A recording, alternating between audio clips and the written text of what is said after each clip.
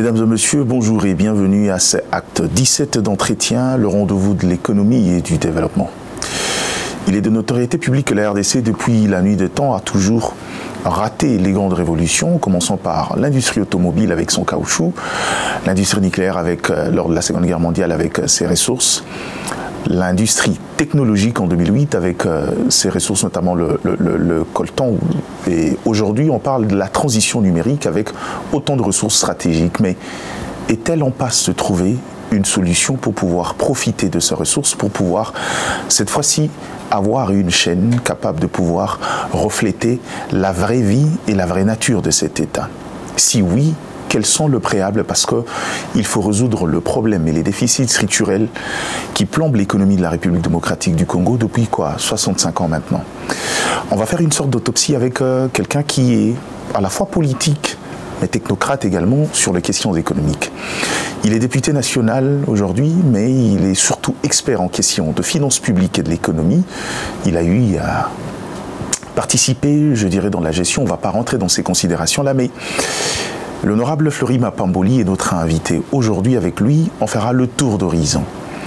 On évoquera plusieurs thématiques, mais dont la thématique principale reste cette révolution économique de la RDC que nous voulons tous. Mais quels sont le préalable? Pour en parler, il est déjà avec nous. On se retrouve dans un instant pour la suite, pour l'entretien, surtout pour des échanges économiques. Entretien, c'est tout de suite. Bienvenue à tous. Honorable Fleury,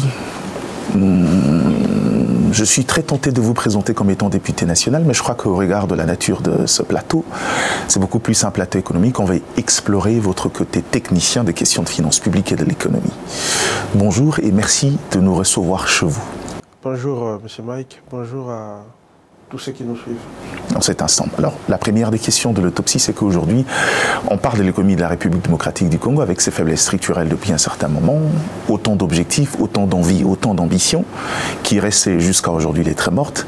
Quels sont le grand défi de l'économie congolaise depuis notre accession à l'indépendance jusqu'à aujourd'hui, et quelles sont les faiblesses? Qu'est-ce qui fait que nous stagnons un tout petit peu, malgré les quelques avancées très faibles constatées? Les problèmes, il faut qu'on commence par faire un diagnostic clair, précis de notre économie. L'économie congolaise est tournée vers l'industrie extractive. C'est cette économie qui nous caractérise depuis notre accession à l'indépendance. Parlons de chiffres. Aujourd'hui, plus de 95% de nos exportations concernent principalement les cuivres et le cobalt. Ça, c'est la première chose. Deuxième chose, quand vous regardez la structure de notre produit intérieur brut, vous avez 55% de l'industrie qui nous viennent de l'industrie extractive, 44% du secteur tertiaire, notamment les télécommunications et les commerces de gros, et uniquement 0,5% pour les secteurs secondaires, c'est-à-dire celui de l'industrie manufacturière. Et donc nous sommes dans une situation où nous dépendons presque totalement des ressources ici de nos mines. Ce qui est un problème. Ça nous rend vulnérables à tous les chocs extérieurs qui peuvent résulter justement de notre principal atout. Okay. Les ressources, je parle là bien sûr de minerais.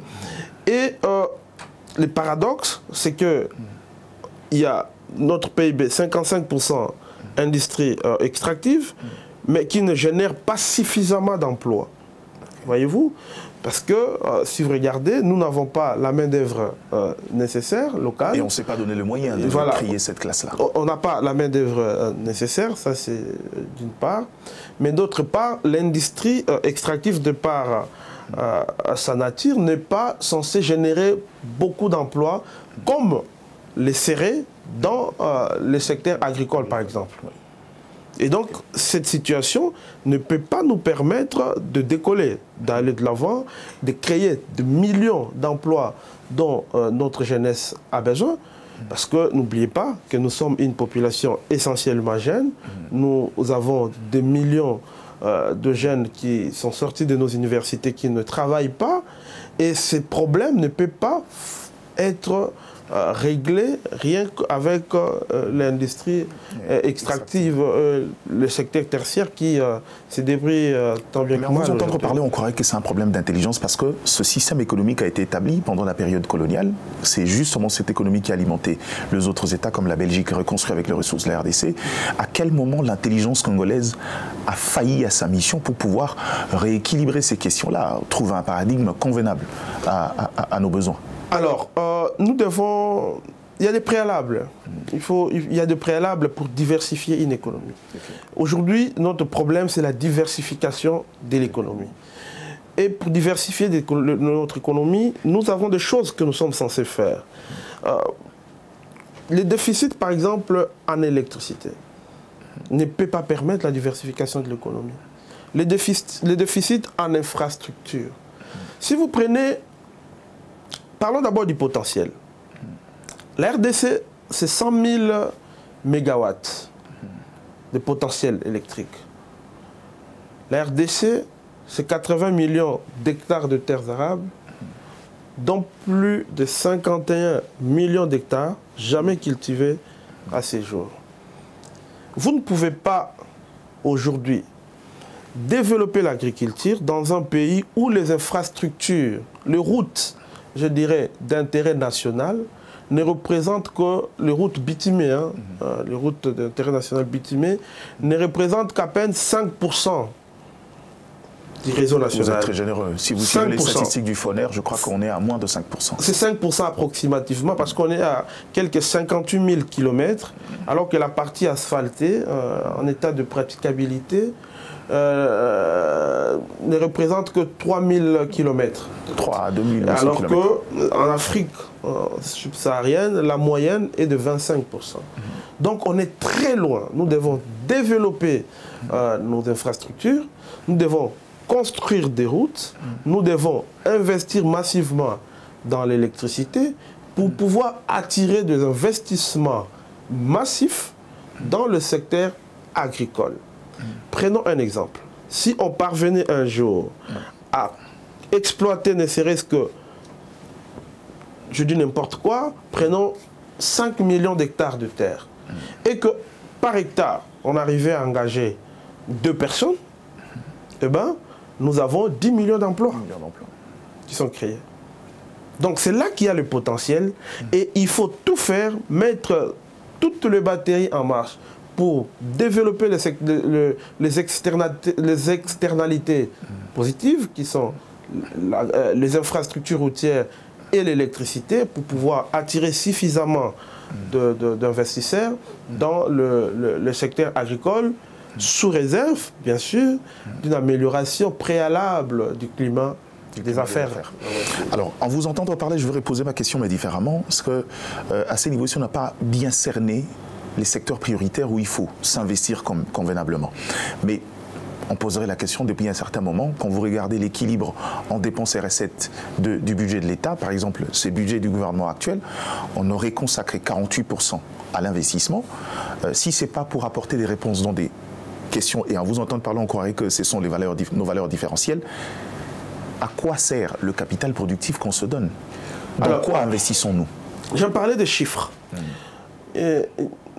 Vous savez, dans ce genre de débat, il faut qu'on reste factuel pour que ceux qui nous suivent comprennent.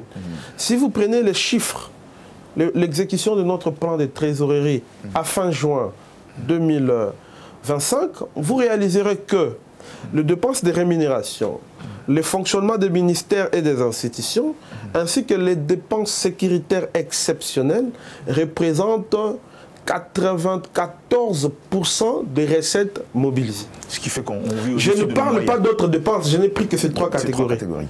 Ça représente déjà 94% des recettes que nous parvenons à mobiliser, des recettes domestiques comme on les appelle. Et avec ça, vous ne pouvez pas avoir une surface budgétaire suffisante pour pouvoir investir dans les infrastructures. Parce que si je dois inclure les autres dépenses, vous verrez que plus de 100% de nos recettes domestiques sont affectés justement aux dépenses courantes. Okay.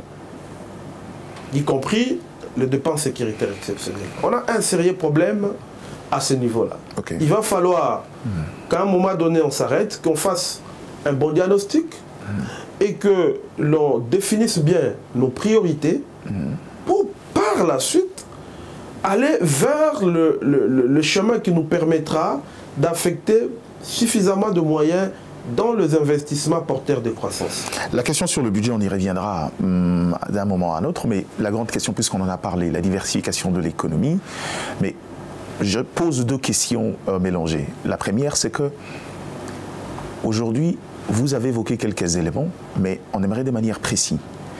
Quels sont les obstacles aujourd'hui à la diversification? Parce que les ressources minières, comme vous le dites aujourd'hui, rapportent quand même quelque chose. On est passé d'un budget en ressources propres des 6 milliards, aujourd'hui on est à des projections de 16-15 milliards de dollars américains.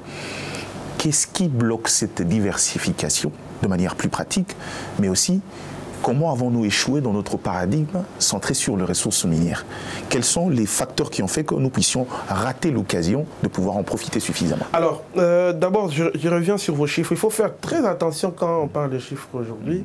Les recettes que nous parvenons nous-mêmes à mobiliser à travers nos 3 régies financières ne dépassent pas 10 milliards. Okay. Okay? La différence, c'est des ressources extérieures. C'est des comptes de fonds qui sont déjà affectés à des comptes spéciaux. C'est du budget annexe. Okay? Il faut que ce soit clair entre nous. Et sur le quelques 10 milliards, vous avez près de 5 milliards qui viennent de mines, c'est-à-dire les recettes minières. Ça, c'est la première chose qu'il faut retenir en termes de chiffres. La deuxième chose, qu'est-ce qui bloque la diversification de l'économie? Quels sont les obstacles? Je viens de vous le dire. Dans un pays où l'électricité n'existe pas, malgré le potentiel que nous avons, dans un pays où il n'existe pas de routes, il faut oublier la diversification. Rien que le 2 là. Nous devons commencer par construire des routes. Nous devons exploiter notre potentiel électrique, hydraulique, comme vous le dites, pour pouvoir diversifier l'économie. Parce que le 2 là permet à ce que nous puissions explorer les secteurs secondaires de notre économie qui aujourd'hui restent inexploités. Il faut qu'on les reconnaisse. Mais là, qu'est-ce qu'on fait? Si on doit attendre à ce qu'il y ait financement de routes avec le fonds public, on n'y arrivera jamais. Okay. Il faut aller vers des concessions, vers le PPP, les partenariats public-privé. Il faut aller vers ça. C'est ce qui a été toujours fait à travers le monde. Il faut que nous devenions attractifs pour que les investisseurs dans ce secteur-là viennent vers nous, construisent des routes, exploitent notre potentiel électrique pour qu'on parvienne par la suite à diversifier notre économie. Il n'y a pas 1000 solutions. Il faut commencer par là. Mais je vais vous poser une question précise. Quand vous évoquez la question, par exemple, du partenariat public-privé, la Zambie en a fait, notamment dans ses différentes voies ferroviaires. Mais est-ce que le Congolais a cette culture du partenariat public-privé au risque de subir aussi la grogne populaire? Parlant de... Ici, tout est vendu. Quand on parle du partenariat public-privé, quand il faut la période de remboursement, pour le Congolais, c'est vendre le patrimoine de la République. Avons-nous suffisamment la culture pour pouvoir engager ces genres de dynamique qui aujourd'hui semble être le modèle par excellence pour pouvoir aller dans les politiques de développement? Mais c'est pour cette raison que pour aller vers cela, vous devez avoir des institutions fortes, solides. Vous devez améliorer la gouvernance publique, combattre sérieusement la corruption qui est aujourd'hui systémique. Et de l'autre côté, on détourne 150 C'est ce que je dis. Donc, il faut combattre la corruption devenue aujourd'hui systémique. Il faut renforcer nos institutions. Je venais de les dire. Et mettre beaucoup de sérieux, le maximum de sérieux possible. Nous devons être sérieux dans ce que nous sommes en train de faire. Et je pense qu'avec ça, nous parviendrons à attirer les investisseurs qui se retrouveront, il faut le dire, ils se retrouveront dans cet investissement. Et aujourd'hui, moi, je pense que si nous demandons les chiffres au ministère des Infrastructures et Travaux Publics, on réalisera que les entreprises qui ont investi dans les concessions ne sont pas en train de perdre l'argent. Vous voyez la route nationale numéro 1 qui va d'ici de Kinshasa à Matadi, Mwanda, exploitée je crois par Sopico. Il y a d'autres concessions vers les Katanga, les grands Katanga. Eh bien, c'est des concessions qui marchent. Nous pouvons dupliquer ces modèles à travers tous les pays pour pouvoir développer les infrastructures routières dans notre pays. Avant qu'on prenne la deuxième thématique, la question c'est qu'aujourd'hui, pour la plupart des gens, l'obstacle justement, parce que qui dit aujourd'hui problème de diversification, il faut commencer par la réduction de train de vie. Il semble que nous consommons beaucoup, comme vous venez de le détailler aujourd'hui, de par notre capacité budgétaire. Mais que dites-vous de gens qui pensent qu'aujourd'hui, c'est aussi l'un des facteurs qui résulte de notre croissance démographique, qui, au lieu d'être vu comme un marché, est considéré pour la plupart des gens comme étant une faiblesse, qui justement empêche à l'État de pouvoir restreindre ses conditions de vie, notamment le salaire des fonctionnaires de l'État. Comment trouver l'équilibre entre les deux éléments? C'est ça le problème. Nous avons de nouvelles âmes à nourrir. Et donc, nous devons être très intelligents. Nous devons développer notre ingéniosité.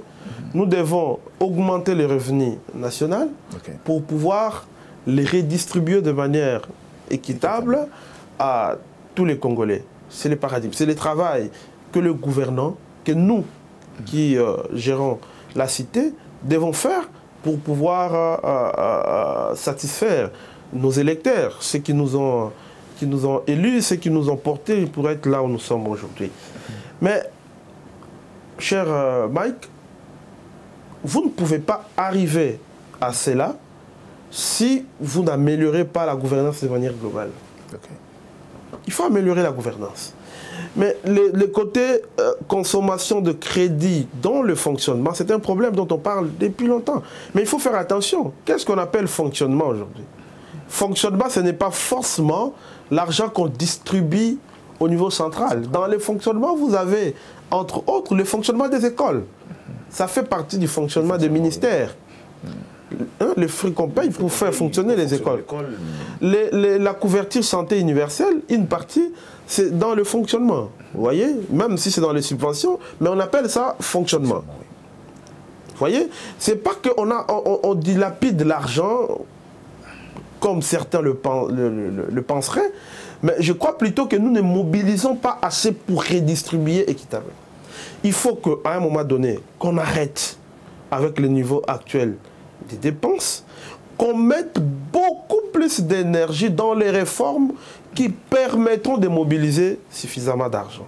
On ne mobilise pas, il n'y a pas une mobilisation accrue des recettes comme on l'entend dans les réseaux sociaux. Il faut des réformes, il faut pousser des réformes, parce que l'assiette est encore très réduite. Nous ne sommes pas dans un pays où, pour augmenter les recettes publiques, on demanderait à ce qu'on augmente l'impôt, le pourcentage d'impôt.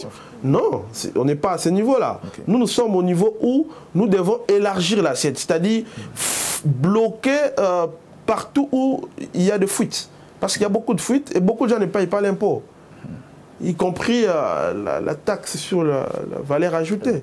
On y reviendrait également. Alors, deux questions encore qui me viennent en tête. Vous êtes député national, je crois que vous connaissez aujourd'hui, il y a eu un travail du collectif budgétaire qui a été proposé par le gouvernement. Est-ce que le chiffre proposé par le gouvernement vous semble être un signal fort dans cette politique d'austérité pour pouvoir gonfler un tout petit peu ses capitales productifs? Est-ce que le chiffre vous satisfait? Et une deuxième question pour passer à autre chose, c'est...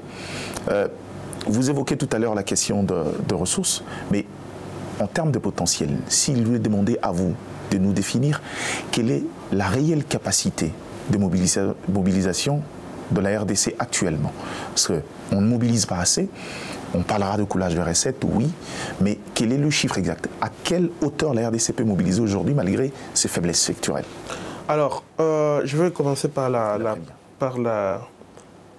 première question. Tenez, ou par la deuxième, je vous l'ai dit, la mobilisation actuelle aussi autour de 10 milliards, je vous ai dit. Oui. Ce que les régies financières mobilisent. Je ne parle pas de ce qui va dans les comptes spéciaux. Hein? Je parle de l'argent qui va dans le compte général du Trésor. C'est aux alentours de 10 milliards. Ce n'est pas suffisant. C'est pas suffisant. Avec 10 milliards, c'est très compliqué de prendre en charge les charges courantes, les dépenses courantes, et en même temps investir massivement dans les infrastructures. C'est très compliqué. Il faut élargir, il faut augmenter le niveau de mobilisation de nos recettes publiques. Maintenant, la première question, c'était... La première question, c'est est-ce que le chiffre contenu dans le collectif budgétaire... Voilà, pour les collectifs budgétaires, il faut dire une chose. La loi de finances rectificative 2025 réduit justement le niveau des investissements. On réduit le niveau des investissements, mais on augmente le niveau de dépenses liées à la sécurité, à la guerre. C'est là le problème. Il faut aussi le dire clairement que cette guerre n'est pas une bonne chose pour nous. Non seulement les recettes ont baissé parce que nous ne pouvons plus capter tout ce qui vient du nord et du sud Kivu, mais également il y a une augmentation exponentielle de dépenses sécuritaires exceptionnelles. C'est-à-dire, cette guerre, aujourd'hui, on parle de plus de 4 milliards de dollars dépensés en 2022 et aujourd'hui. D'ailleurs, on est au-delà, on peut atteindre déjà 5 milliards de dollars américains. Ça vous fait, mine de rien, 5000 km de route qu'on aurait dû construire avec cet argent. Okay. Mais suite à cette guerre stupide, nous ne parvenons pas à affecter nos ressources au développement de notre pays. Ok, et question d'actualité, est-ce que cette raison peut justifier aussi le fait qu'on a battu les records en dépenses en urgence? Je crois que le gouvernement précédent était à 11, aujourd'hui on est à 15% de dépenses en urgence. Oui, mais ça s'explique parfois par cet accroissement de dépenses sécuritaires exceptionnelles, parce qu'il y a des choses, parce qu'il y a des urgences qui apparaissent tous les jours quand on gère les finances publiques. Et pour certains cas, on n'a pas suffisamment de temps matériel pour passer par le processus budgétaire classique. On est obligé d'effectuer le paiement en procédure d'urgence. Et donc, aujourd'hui, nous avons atteint, on n'a pas, parmi ce que les FMI a relevé, il y a le niveau de dépenses en urgence qui se trouve être très élevé. Et donc, qu'il faut réduire. Je crois que le gouvernement a conscience et travaille sans relâche pour y arriver, quoi. Alors, la thématique paradigme, minerai et développement. Aujourd'hui, on parle souvent de la RDC comme pays solution, pas seulement dans les questions environnementales, mais aujourd'hui même sur le secteur économique avec ses ressources stratégiques. Mais la grande question qu'on a envie de poser tout de suite, c'est quelle est la capacité de la RDC aujourd'hui, qui est un acteur passif sur le marché de minerais, à pouvoir exiger certaines choses et à profiter de ces ressources telles que voulues, pour certains qui parlent de la chaîne des valeurs notamment. Où faudra toucher? Comment devrions-nous se comporter? Qu'est-ce qu'il faut faire pour que finalement nous arrivions à nous imposer sur ce marché-là? Nous devons tout faire pour qu'il y ait la transformation de nos minerais sur place. Nous exportons du minerai brut. En d'autres termes, nous ne générons pas suffisamment de valeur ajoutée au niveau local. Pour y arriver, il faut qu'on arrive à un moment, qu'on s'arrête, qu'on dise, écoutez, nous n'exportons plus de minerai brut, nous commençons... ça peut aller de manière progressive. Nous commençons à exploiter chez nous, parce que quand vous exploitez, qu'est-ce que cela engendre? C'est la création d'emplois. Vous créez des emplois, parce que les industries qui seront... parce que c'est ça justement les secteurs secondaires. Les industries qui vont s'implanter chez nous pour transformer ces minéraux sur place engageront des Congolais. On créera suffisamment d'emplois, on créera la valeur ajoutée, on augmentera les revenus nationaux et par là la croissance économique. C'est ça qu'il faut faire. Il faut qu'on arrive à faire cela. Est-ce qu'on ne se heurtera pas à la vérité que vous avez soulevée tout à l'heure, un problème de main-d'œuvre, surtout dans les secteurs miniers, on n'en a pas assez? C'est le moment. C'est le moment pour nous de développer surtout la formation professionnelle. Okay. En tenant compte des réalités de chaque province de notre pays. Au Katanga, on formerait des ouvriers qui savent travailler dans le mine. Mais chez moi, au Congo, par exemple, on formerait des agriculteurs, on formerait des éleveurs, etc. Ok. Et la question, c'est qu'aujourd'hui, c'est vrai, c'est l'idéal pour pouvoir exiger, mais comment le faire quand on sait que les chaînes d'approvisionnement ont déjà leur niche, quand on sait aujourd'hui que la RDC, malgré la révision du code minier, est un peu restée dans cette politique d'attraction? On a l'impression que les choses n'ont pas vraiment évolué. Quelle est la capacité de la RDC à influencer les acteurs dans le secteur minier et à exiger une transformation, même en termes de quotité, localement? Je crois que ça peut aller de manière progressive. Okay. C'est une question de souveraineté. Okay. C'est à nous de décider, c'est à nous de faire comprendre à nos bailleurs, plutôt à nos partenaires, que nous devons créer de l'emploi au niveau local, nous devons créer de l'emploi pour les Congolais et que nous devons commencer la transformation chez nous. C'est une question de souveraineté, une fois de plus. Est-ce que, quand on voit la nature de l'accord signé avec les États-Unis aujourd'hui, c'est vrai, on parle des gens spéculent déjà sur un investissement de 500 milliards de dollars américains, ce qui ne serait pas moindre, mais est-ce que dans la nature de ce deal qu'on veut engager, on a encore la possibilité de pouvoir aller renégocier dans ce sens-là? Mais bien sûr, pourquoi pas? Je crois que après la signature... Pour raison de souveraineté, on sous-traite quand même notre sécurité. Il y aura une signature, je crois, dans 90 jours à compter de la signature de l'accord de paix. Okay. Et après, on verra ce que ça va donner. Mais déjà, d'entrée de jeu, je crois que la République démocratique du Congo compte bien tirer profit de ces minerais. Okay. C'est vrai que nous voulons la sécurité à l'est de notre pays, mais en même temps, nous voulons développer notre économie avec le minerai que Dieu nous a donné. Et l'objectif ici, c'est d'arrêter le bruit des armes et exploiter les ressources naturelles conjointement avec nos pays voisins pour le bien-être collectif, le bien-être de nos différentes populations, que ce soit des Congolais, des Rwandais, des Burundais, des Ougandais, etc. Ok. Honorable, on a tout à l'heure parlé, c'est vrai qu'il n'y a encore rien de concret parce que l'accord bilatéral n'est pas encore arrivé, on parle d'un investissement de près de 500 milliards, mais au regard des déficits structurels à la RDC, j'ai un regard tourné sur le marché des capitaux particulièrement, que doit faire la RDC pour justement savoir profiter et capitaliser cet investissement, au-delà de la question de la main-d'œuvre particulièrement? Alors, on ne doit pas mettre la charrue devant le bœuf, attendons l'accord et je crois qu'on pourra en parler, mais ce que je sais déjà, il y a des projets en cours, notamment le développement du barrage dans la Ruzizi 2, je crois 2 ou 3, pour générer plus de 200 mégawatts d'électroénergie pour les 3 pays frontaliers. Et ça va arriver, mais aussi l'exploitation du gaz dans le lac Kivu.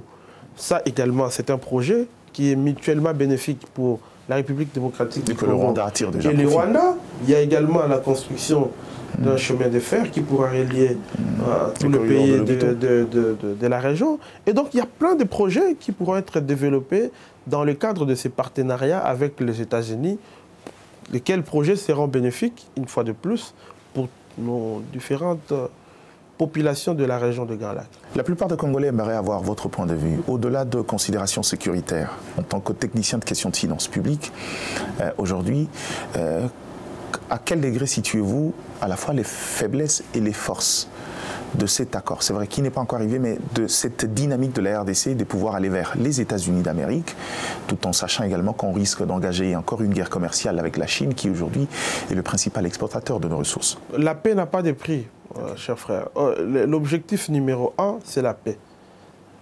On ne sait pas évaluer ce que vaut une vie humaine.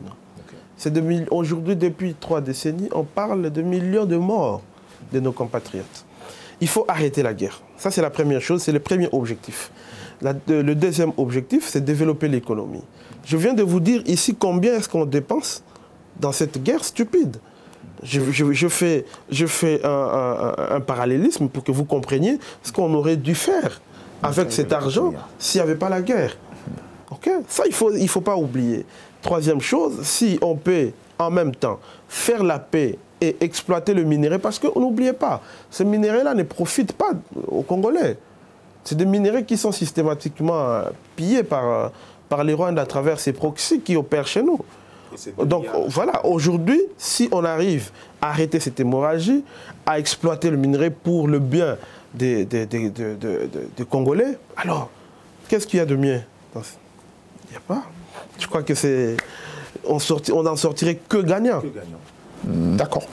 Parlons un peu on parle d'économie, oui, mais parlons un peu de la politique monétaire. Aujourd'hui, on a l'impression que ça stagne. La RDC, des problèmes, déficits. S'il faut faire les calculs depuis 2003 jusqu'à aujourd'hui, la monnaie congolaise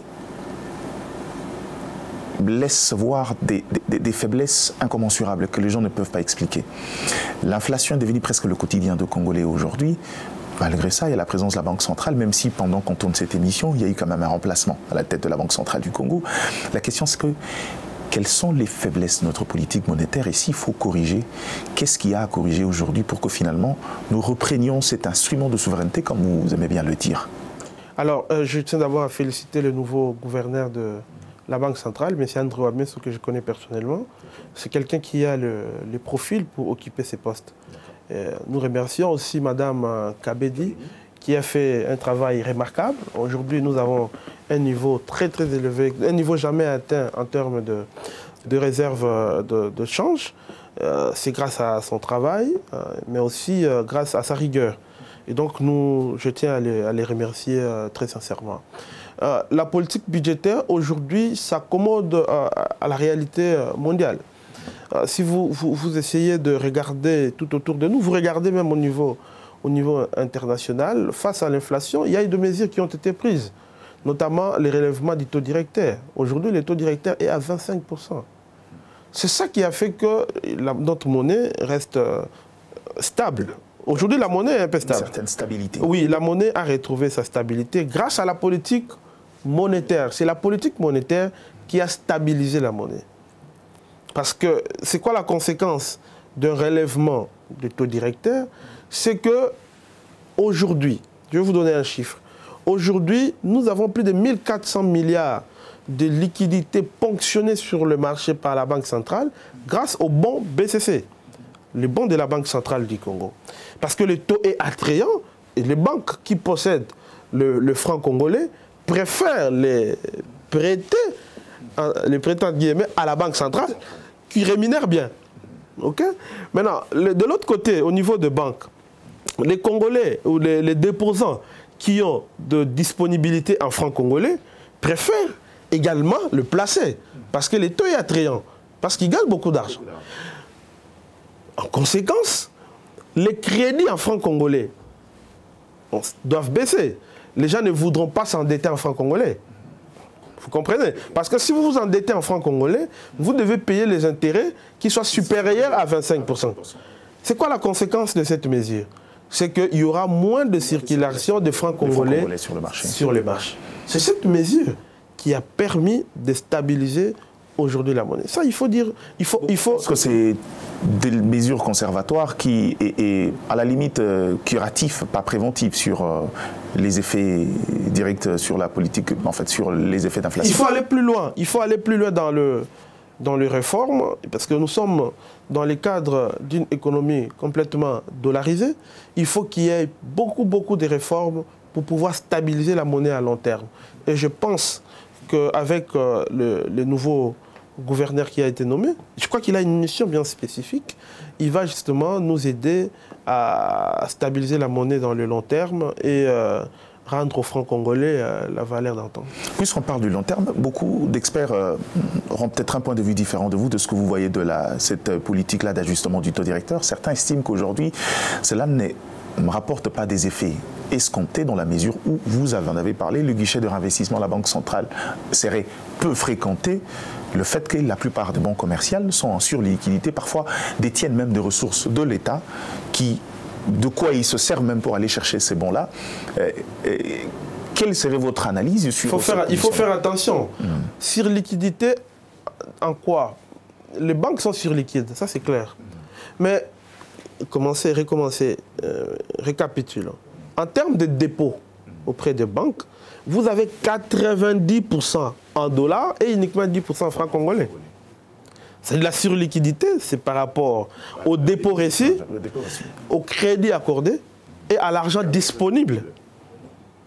Donc les banques reçoivent beaucoup de dépôts, accordent peu de crédit et ont des disponibilités, gardent beaucoup d'argent libre, beaucoup de trésorerie. C'est ça la surliquidité. Exactement. Et donc cette surliquidité porte essentiellement sur les dollars, pas forcément sur le franc congolais. Quand vous dites que l'autre guichet n'est pas utilisé, mais je vous ai parlé des bons. Le guichet des bons est utilisé. Je vous ai parlé de 1400 milliards. 1400 milliards de liquidités ponctionnées sur le marché en termes de bons, que ce soit pour le bon de 7 jours que de 21 jours. Et donc, vous réalisez, 28 jours je crois, vous réalisez avec moi que cette mesure-là porte ses fruits. Mais si on écarte la partie de bons BCC, est-ce que vous aujourd'hui, vous pouvez aller vous endetter en francs congolais auprès d'une banque? Ça vous coûterait cher, non? Ça coûterait énormément. Ça coûterait cher parce que vous payerez un taux d'intérêt supérieur parfois à 30%. Vous voyez? C'est-à-dire qu'on vous empêche d'accéder aux francs congolais. C'est cette mesure-là qui permet de préserver la stabilité actuelle. Oui, mais je sais qu'il y a une question, on va en évoquer dans les initiatives parlementaires, mais plusieurs initiatives ont été prises comme ça. Par exemple, le paramétrage de terminaux en francs congolais, qui jusqu'à aujourd'hui souffre encore. C'est peut-être parce que l'argent en tant que la monnaie en tant que valeur de réserve, le franc congolais n'a pas encore atteint ces niveaux-là. Et c'est vrai, la Banque centrale est dans ce droit, mais est-ce que ça ne serait pas mieux de pouvoir commencer par renforcer le facteur crédit de la monnaie avant de pouvoir obliger les opérateurs économiques aller dans ce sens-là? Est-ce que ce n'est pas les facteurs qui justifient les faiblesses dans l'application de ces Non, la mesure, elle est bonne. Il faut l'apprécier. Il faut apprécier la mesure à sa juste valeur. L'apprécier, mais est-ce qu'il y a le moyen, la faisabilité? Mais bien sûr, parce qu'aujourd'hui, à chaque fois que... Il ne faut pas oublier. Aujourd'hui, à chaque fois que vous payez avec votre carte dans un terminal, sachez que c'est le franc congolais que vous payez. Vous payez en franc congolais. Même si la facturation est en devise étrangère. C'est quoi la conséquence si vous détenez le devise? La conséquence, c'est que votre banque vous vend de francs congolais. Il y a une opération d'échange derrière. Votre banque vous vend des francs congolais avec lequel vous réglez votre facture. C'est-à-dire qu'on nous pousse à utiliser les francs congolais. Et moi, par exemple, j'ai ma carte bancaire en francs congolais. Vous voyez, parce que mon salaire, je le reçois en francs congolais. Et donc, j'ai intérêt aujourd'hui à garder mes francs congolais. Et à chaque fois que je dois payer une facture, je donne ma carte. Sans problème, je n'ai pas de problème d'opération d'échange qui, n'oubliez pas, génère un revenu pour la banque. Pourtant, c'est une perte d'échange de rien. Donc moi, je préfère garder ma carte en francs congolais, effectuer les paiements dans le terminal partout, sans difficulté, sans que je perde un seul centime. Mais alors, pour que le mesure ait du succès, il faut continuer à obliger les opérateurs à fixer leur prix en francs congolais. C'est ce que dit la réglementation d'échange. Le prix se fixe en francs congolais, mais les règlements peuvent se faire en francs congolais, tout comme en devises étrangères. Voyez-vous?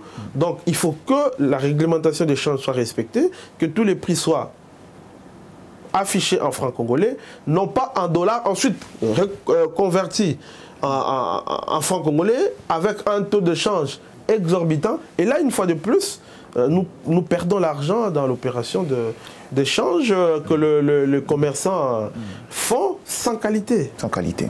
Alors, une question des internautes que beaucoup d'experts en questions de finances publiques répondent presque difficilement, c'est que est-ce qu'on peut arriver un jour à atteindre une stationnarité de la monnaie? Bon, peut-être pas totalement parce que c'est pas faisable, mais avec des fluctuations assez légères, comme c'est le cas pour le franc CFA qui, depuis 2 années, est resté, on croirait presque à la stationnarité du taux de change. Est-ce que le franc congolais peut atteindre ces dimensions? Si oui, que doit-on faire? Il faut faire très attention. Nous n'avons pas les mêmes régimes de change avec les francs CFA. Nous, justement, on a un régime de change flottant. Nous, on a ce régime flottant depuis les années 80. Voilà, les taux fructifient selon la loi de l'offre et de la demande. Parce que la monnaie, c'est un bien. À notre économie locale. Mais de l'autre côté, vous avez une indexation du franc congolais et plutôt de franc CFA à l'euro. Et donc, ce qui fait qu'on garde les équilibres. Et, vous voulez éviter les expressions techniques comme vous venez de le faire. Alors, chez nous, bien sûr qu'on peut y arriver. on peut y arriver, mais avec une économie forte. Si vous avez une économie forte, si vous réduisez la pression sur les devises, vous avez résolu les problèmes. Parce que si vous devez importer davantage, eh ben, il y aura toujours une pression sur les devises, la nécessité sur les taux de change. D'accroître la production. On revient sur la question de la diversification économique. Si on diversifie l'économie, les biens qu'on achetait à l'étranger seront disponibles localement, et donc on pourra les acheter en francs congolais et non pas en dollars. C'est ça qu'il faut faire. Il faut qu'on arrive à développer notre économie. C'est un tout. Ce n'est pas une question isolée. Et parce qu'aujourd'hui, qu'est-ce qui s'est passé? Que nous importons l'inflation. C'est de l'inflation importée. C'est-à-dire que lorsque, au niveau international, le prix augmente, eh bien, ça a une conséquence automatique directe sur nous. Parce que nous dépendons d'eux. Nous achetons chez eux pour venir consommer ici. Sans tenir compte du fait que les opérateurs économiques qui opèrent dans ces secteurs-là ajoutent leurs marges bénéficiaires. Donc c'est une question globale qu'il faut développer, qu'il faut essayer de voir de manière globale, pas de manière isolée. Il faut développer l'économie, diversifier notre économie, créer beaucoup d'industries, surtout pour le bien de consommation et les biens d'équipement, pour pouvoir diminuer la pression sur le taux d'échange. Envie de vous poser une question d'actualité. Le chef de l'État, lors du dernier Conseil des ministres, s'est montré un peu réticent sur la notion de, je crois que si j'ai bon, l'équitus fiscal. Il s'est montré un peu réticent sur cette approche qu'il estime peut-être pas adaptée pour le contexte. Mais vous êtes un expert en question de finances publiques. Aujourd'hui, est-ce que cette question peut sensiblement affecter le climat des affaires congolais? Bien sûr que ça affecte le climat des affaires et j'en profite pour féliciter le président de la République. Il a bien fait, il a bien agi. Parce qu'on a déjà beaucoup d'obstacles. On a beaucoup d'obstacles. S'il faut regarder la liste de Doing, je vais encore regarder les nouveaux classements Doing, vous verrez que nous sommes très loin. Nous devons simplifier les choses. Nous devons permettre à ceux qui viennent investir, à ceux qui créent l'emploi chez nous, ne puissent pas rencontrer beaucoup d'obstacles, beaucoup de procédures administratives, etc. Ça n'a aucun sens. Donc moi, je soutiens la décision du président de la République. Je pense que l'administration fiscale peut mettre en place d'autres mécanismes pour pouvoir contrôler les entreprises qui ne sont pas règles avec elles. Exactement. Alors, dans le peu de temps qui nous reste, on va prendre l'initiative parce que, comme je dis, notre invité est député, au-delà de sa casquette de technocrate et technicien, qu'il endosse bien, même s'il a une autre casquette qui ne nous intéresse pas, c'est d'être un sportif. Ça, peut-être, ça sera dans autre chose. Mais vous êtes député et aujourd'hui, quand on parle de Fleury Mapamboli, il y a une question qui revient souvent. Votre aptitude a souvent inquiété les membres du gouvernement et ceux qui y dirigent sur des questions de finances. Commençons par la question de l'instruction 37. Quelle est la problématique qui vous a conduit à cette interpellation? Et après, on va essayer de développer en interne quelles sont les difficultés, les faiblesses et voir si cette initiative est un peu plus juste parce que les gens estiment que vous êtes un peu plus dur avec ceux qui gèrent. Non, je ne suis pas dur. D'abord, je suis là pour représenter la population, je suis là pour légiférer, je suis là pour contrôler et le cas échéant, sanctionner. Légiférer, nous le faisons tous. Contrôler, on le fait moins. Eh bien, moi, quand j'ai été élu député national, je me suis assigné comme objectif d'accentuer, d'intensifier les contrôles parlementaire. Et c'est ce que je fais. Je ne suis pas dur. Les questions que je pose sont sensées. Il faut bien lire mes initiatives, le moyen d'information parlementaire, et vous vous rendrez compte que je reste factuel. Je ne sors pas de faits. Je reste dans le fait. Si je prends l'instruction 37, qu'est-ce qui se passe? Ce n'est pas moi qui ai signé cette instruction. L'instruction a été signée par l'ancien gouverneur de la Banque centrale. Ce n'est pas Mme Kabed, il faut faire attention. L'instruction a été signée par son prédécesseur. Mais cette instruction n'est pas respectée par le banque. Eh bien, qu'est-ce que vous voulez? Je pose la question. il faut que le gouverneur de la Banque centrale nous dise, premièrement, pourquoi on ne respecte pas l'instruction. Deuxièmement, pourquoi on ne sanctionne pas les réfractaires, dont a dit les banques qui ne respectent pas l'instruction. Troisièmement, quelles sont les réformes que l'on met en place pour une large inclusion financière. C'est des questions simples, c'est des questions sensées, c'est des questions qui concernent, qui touchent notre population. Honorable, de manière directe, quel est le contenu de cette instruction 37? Alors, simple. Cette instruction énumère un certain nombre de services que les banques commerciales sont censées rendre à leurs clients à titre gratuit. Mais ces services-là ne sont pas rendus à titre gratuit. Je vais vous donner un exemple. On dit retrait auprès de sa banque. Quand vous voulez retirer l'argent auprès de votre banque, vous n'êtes censé payer rien. Mais aujourd'hui, tous on sait, on paye. On nous fait payer. À ce que je sache, c'est 1% plus TVA. C'est beaucoup d'argent. Deuxième chose, vous devez avoir au moins 2 fois les relevés, votre relevé gratuitement. Mais imaginez lorsque vous voulez aller chercher un visa. À l'ambassade, par exemple. Quand vous voulez aller à l'ambassade chercher un visa, je me souviens, moi, j'ai vu une publication sur X où on a demandé à un Congolais, je crois, plus de 80 $. Rien que pour lui donner, pour son relevé. C'est grave. Le paiement en francs congolais avec sa carte bancaire, ça doit être gratuit. Mais bien sûr que le banque facture tout cela. Vous avez beaucoup d'autres services. Vous avez beaucoup d'autres services. Il faut seulement regarder même les SMS qu'on nous envoie, combien on nous fait payer. Il faut regarder, il faut entrer dans les détails. Parfois, on ne regarde pas. Il faut bien regarder, vous vous rendrez compte que les banques sont en train de nous prendre beaucoup d'argent pour des services qui sont censés être gratuits. Et donc, pour ça, on doit savoir pourquoi l'instruction n'est pas respectée. Vous savez, quand vous parlez, les Congolais qui vous suivent, vous se disent honorable.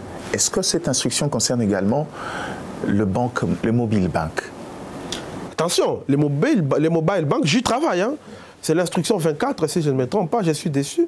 Les mobile banks sont régis par une autre instruction. Une autre instruction. Okay. Mais cette instruction-là concerne principalement ou exclusivement les banques et les institutions de microfinance. Le D. Okay.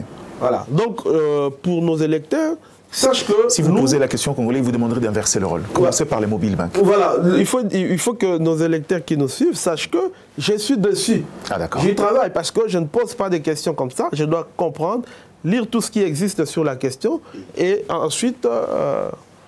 vous ferez poser des bonnes questions. Revenons sur l'instruction 37 aujourd'hui, vous en parlez certes, mais la plupart, quand vous regardez les chiffres, on vous dit aujourd'hui on est à un taux de bancarisation des 6%, ce qui est quand même faible pour une population de près de 150-180 millions d'habitants. Est-ce que la mesure en soi ne contient pas des éléments de faiblesse en interne, de par le fait qu'il peut entamer la capacité de mobilisation, encore la trésorerie de ce banque? Non, moi je pense qu'à un certain niveau, il faut plutôt voir dans quelle mesure rendre cette instruction-là applicable.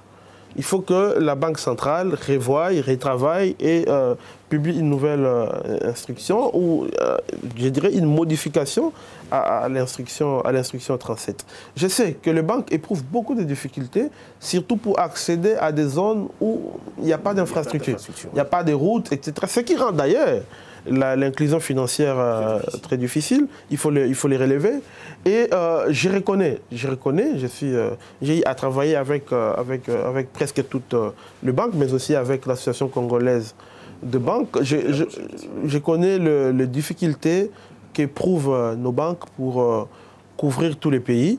Mais aujourd'hui, grâce à l'inclusion, il ne faut pas voir l'inclusion financière comme uniquement l'accès aux services bancaires classiques. Non, l'inclusion va plus loin. Même les gens qui utilisent les mobile money ont accès aux services financiers. Donc, grâce au mobile money, aujourd'hui, les taux d'inclusion est beaucoup plus élevé que ce que vous venez de dire. Mais il faut aussi créer un environnement propice, favorable pour les banques, pour leur permettre de bien travailler, parce que ce ne sont pas des associations sans but lucratif. Ce sont des sociétés commerciales qui doivent réaliser des bénéfices au profit de leurs actionnaires.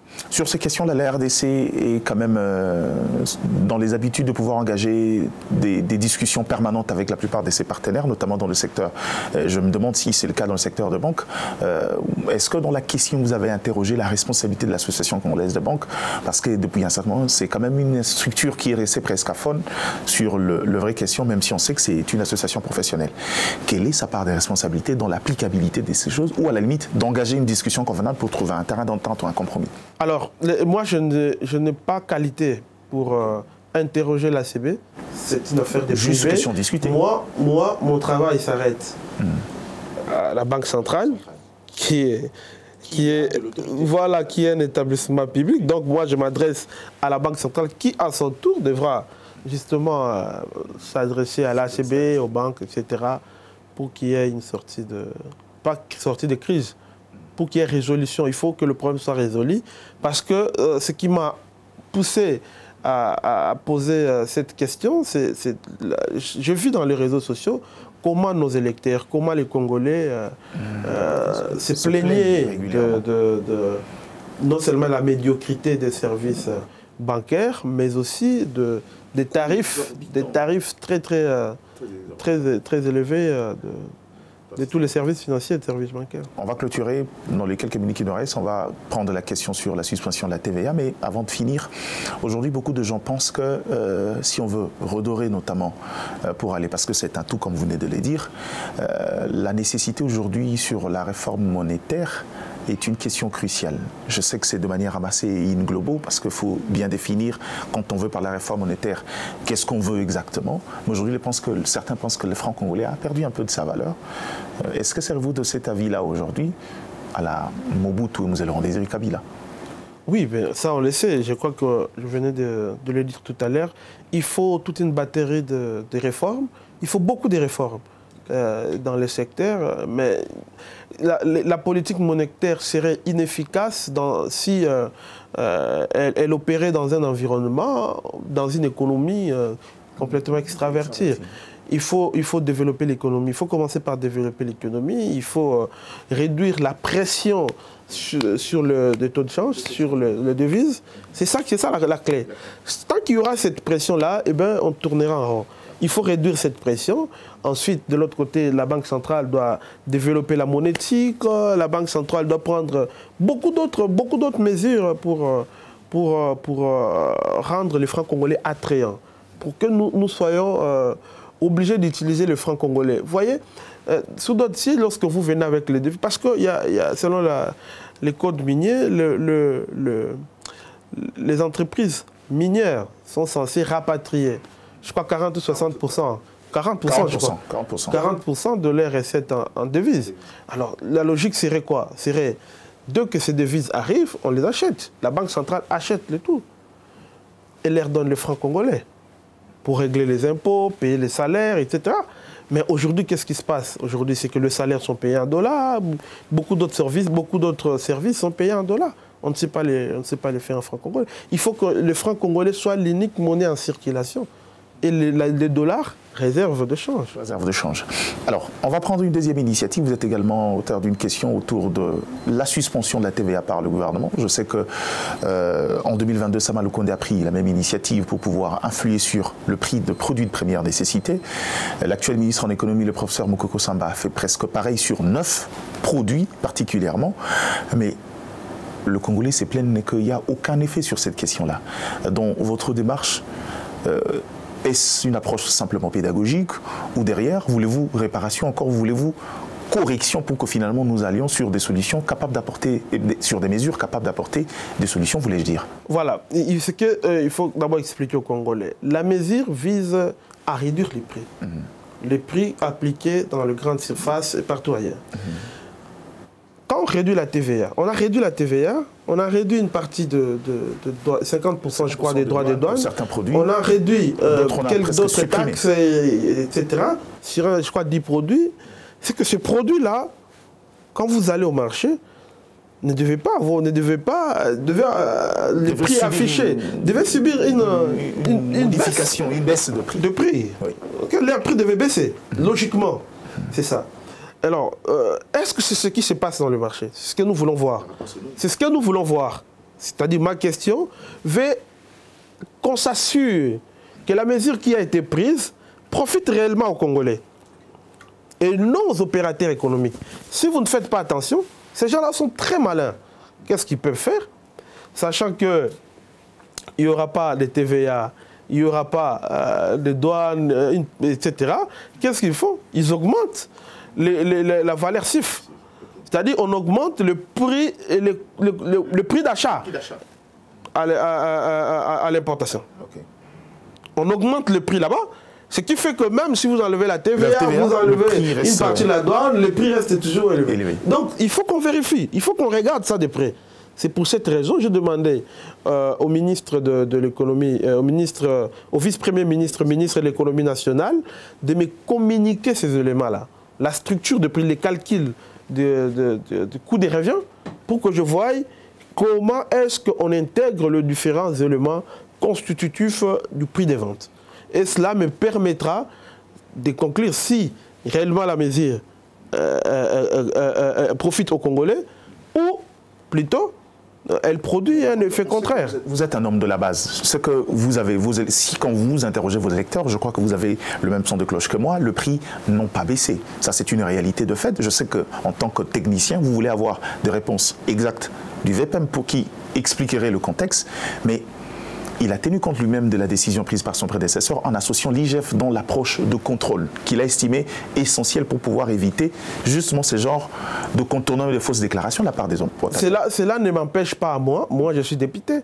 Je ne suis pas inspecteur de l'IGF, je ne suis pas membre du gouvernement. Cela ne m'empêche pas à moi de contrôler, d'être sûr que ce qui a été prévu, c'est ce qui est en train d'être fait. Attention, peut-être que le prix qui est appliqué aurait été beaucoup plus élevé s'il n'y avait pas cette mesure-là. Peut-être que le prix qui est appliqué aujourd'hui sur les marchés est inférieur. Ça veut dire que la mesure a produit ses effets. A lutté contre la hausse possible de ces prix. C'est ce qu'on va voir. Il ne faut pas qu'on voie les choses seulement du côté négatif. Il faut qu'on regarde bien ce qui a été fait, ce qui aurait dû être fait, ce qui aurait arrivé si on avait maintenu les 16% de la TVA sur ces produits-là, si on avait retenu le 50% de plus sur le droit des douanes, etc. C'est ce qu'on doit voir. Donc on va regarder, moi j'attends que le vice-premier ministre me réponde et ensuite je reviendrai... On pourra en parler. On pourra en parler. Alors, parlons un peu de la TVA même avant de finir la TVA. Beaucoup pensent que cette mesure-là a été mise en application sans tenir compte de certains leviers essentiels pour sa réussite, notamment la facture normalisée qui à peine, je crois que c'est l'année 2024 qui a peiné à être implémentée. Mais quelle est la valeur qu'on a récoltée depuis l'instauration de la TVA aujourd'hui? En termes, je sais que vous aimez beaucoup le chiffre, mais on ne va pas vous tenir rigueur si vous n'en donnez pas. Quelle est la vraie valeur apportée par la TVA aujourd'hui, contrairement à la taxe qu'elle a précédée?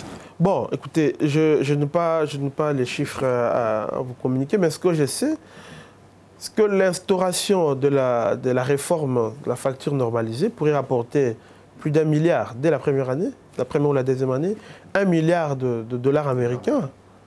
La question, pourquoi attendre tout ce temps depuis 2012? Mais il me semble que le ministre de Finances l'actuel ministre des Finances est en train de travailler dessus pour implémenter et rendre la mesure obligatoire, la réforme obligatoire pour tous les opérateurs économiques. Nous attendons. C'est une mesure qui doit aller vite. Comme je vous ai dit au début de cette émission, il faut qu'on arrive à un niveau où on maîtrise les dépenses et on fonce avec les réformes pour augmenter les recettes, de sorte que les suppléments permettent de financer les projets d'investissement. D'accord. On chute par cette question honorable. Aujourd'hui, on parle de la productivité de la RDC qui est très faible parce que c'est un État vulnérable qui importe presque, qui exporte ou importe presque tout et n'importe quoi. Quel est le secret aujourd'hui pour pouvoir rendre un peu plus viable le secteur productif de la RDC? Est-ce que cet État-là doit encore une fois de plus aller se faire État providentiel dans les politiques de production? Est-ce que cet État aujourd'hui doit trouver un mécanisme pour financer cette économie par d'autres voies? Quelle est la solution aujourd'hui pour que finalement un État à vocation industrielle puisse retrouver sa productivité pour résoudre l'état des problèmes que vous avez énumérés étape par étape qui constituent un tout pour une économie florissante. Je vais revenir à ce que je vous ai déjà dit. Vous ne pouvez rien, vous ne pouvez pas arriver à tout ce que vous dites là si vous ne développez pas les deux externalités. Si vous ne développez pas les routes et l'énergie. Je parle des routes. Quand je parle des infrastructures, je prends les chemins de fer, les routes, le port, etc. et l'électricité. Si vous ne le faites pas, vous ne pourrez pas. Il y a rien ne pourra être fait sans cela. Ça, c'est ma conviction. C'est vraiment ma conviction. Je pense que si on ne fait pas beaucoup d'efforts là-dessus, on pourra... Elle est réelle et factuelle, cette conviction. Vous avez été dans les secrets des dieux à une certaine période. Pourquoi n'allons pas dans ce sens-là? Qu'est-ce qui nous empêche de l'implémenter? Qu'est-ce qui nous empêche aujourd'hui de reconstruire, de reconnecter la République démocratique du Congo? Aujourd'hui, nous avons les programmes sino-congolais, la SICOMINE. Attention, le PDL 145 territoires ne construit pas les routes, mais il y a quelques mini-centrales qui doivent être construites à travers les différents territoires. Mais on a les programmes sino-congolais, c'est quand même 324 millions de dollars par an qui doivent être affectés à la construction d'infrastructures, notamment routières. Ça, c'est une chose, mais il faut que... Ça, c'est un pas, mais ça ne nous permettra pas d'aller plus vite. Il faut que, sous d'autres cieux, les routes sont construites dans le cadre de concessions, dans le cadre de PPP. Il faut qu'on aille vers ça. C'est ces créneaux-là que nous devons exploiter à fond pour pouvoir développer les infrastructures. Mais pour l'électricité, on a déjà, je vois la Banque mondiale qui nous accompagne. Le projet Inga. Oui, c'est déjà une bonne chose, mais nous devons aller plus loin. C'est pourquoi il faut que le marché financier international nous soit ouvert. Nous n'avons pas accès au marché financier international.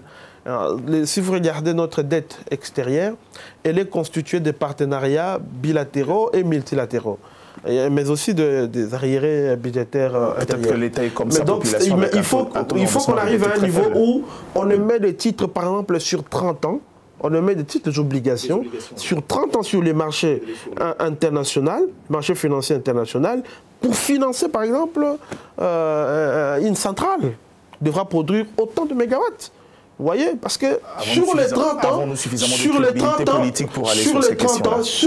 ans, c'est la centrale elle-même qui rembourse. Vous n'avez pas besoin d'aller chercher l'argent suffisamment de crédibilité politique. Justement, il faut travailler sur... il y a des textes sur lesquels il faut travailler, mais je vous informe que j'ai justement... Parce que la loi de finances, la loi relative aux finances publiques n'autorise pas au pouvoir central de s'endetter sur les marchés financiers internationaux, même sur les marchés financiers locaux. Donc le gouvernement n'est pas autorisé à s'endetter auprès des banques. C'est-à-dire que c'est une violation de la loi. Bien sûr, c'est une violation de la loi. Et donc j'ai déposé... C'est une violation courante alors. C'est une violation flagrante de la loi. C'est pour cette raison que j'ai déposé une question... une proposition de loi pour lever ces verrous, pour nous ouvrir d'abord sur le marché bancaire local, mais aussi sur le marché financier international, ce qui nous permettrait justement de mettre des titres, des obligations à long terme pour financer les vrais projets d'infrastructures notamment, et aussi les projets liés au développement de notre secteur de l'électricité. Je crois que cette question, si jamais on reviendra avec l'honorable Fleury Mapamboli prochainement, ça sera pour essayer d'évaluer un peu le marché de capitaux, comment recréer un marché de capitaux en République démocratique du Congo, particulièrement le secteur bancaire qui accuse un retard énorme. Ça a été un plaisir en cours derrière le temps. Merci honorable d'avoir répondu à nos questions. J'espère que les questions vont satisfaire aux milliers de téléspectateurs, surtout des lecteurs qui ont pris l'habitude de vous suivre, qui ont pris goût aujourd'hui de s'intéresser sur les questions économiques. On va garder la ligne. Merci également à vous qui nous suivez. La fin de ce acte 17 d'entretien, on reviendra certainement pour l'acte 18 sur d'autres questions d'économie et de développement, peut-être avec un autre invité, l'honorable reviendra après, et on continuera parce que pour nous, les questions de développement sont des questions essentielles.